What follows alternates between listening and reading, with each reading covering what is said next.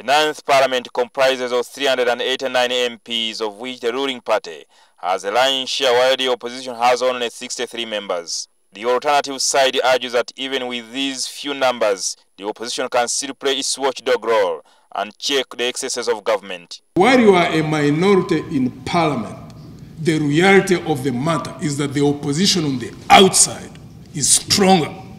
However, the opposition chief whip Winichiza says the opposition will not be able to offer meaningful alternative policy unless there is cohesion within the opposition. On many occasions, our unity has not been exhibited. At times, we have left members to struggle on their own, and yet we believe that we should struggle as a team for a common goal. On a number of occasions this year, there have been incidences where the mainstream opposition parties, FDC, UPC and DP parties, have failed to find consensus. There is an urgent need to conclude the process of having an internal memorandum of understanding between our political parties. This one has kept our hands tied, where each political party believes in itself and believing it's super. During the meeting, the FDC party president again dispelled rumors of bad blood between him and the leader of opposition, Nathan Mandala Mafabi. The two had earlier on contested an acrimonious election to replace Dr. Kizza Besigye at the helm of the largest opposition party. We are holding public offices. There is nothing personal.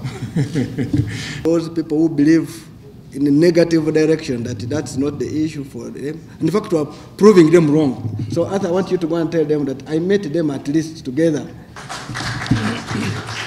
Lawmakers also rushed out at the Deputy Speaker Jacob Olanya. While the MPs believe Kadaga often steers clear of the partisan politics, they accuse Olanya of running the affairs of an independent arm of government, like an NRM stooge. It has been a bad thing to us that every time the Deputy Speaker is chairing, the opposition knows that has a bad deal.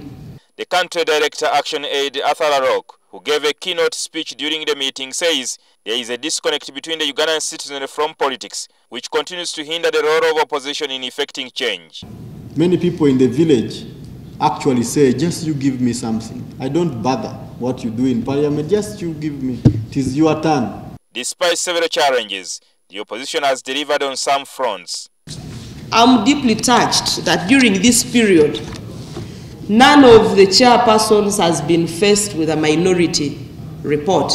For instance, the Public Accounts Committee probe, which exposed a highly inflated compensation of 142.6 billion shillings to businessman Hassan Basajjabalaba, was applauded. In fact, State House has become a clearinghouse of giving away where deals are being done, of giving away public property.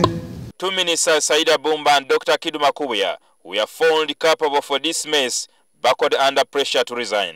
The Oversight Committee also investigated the Jinja-Bujiri Road compensation scam, the financial scandal where billions of shillings in the office of the Prime Minister were embezzled, and the pension scam in the Ministry of Public Service where about 170 billion shillings was stolen. The forensic report on the financial impropriety in the office of the Prime Minister.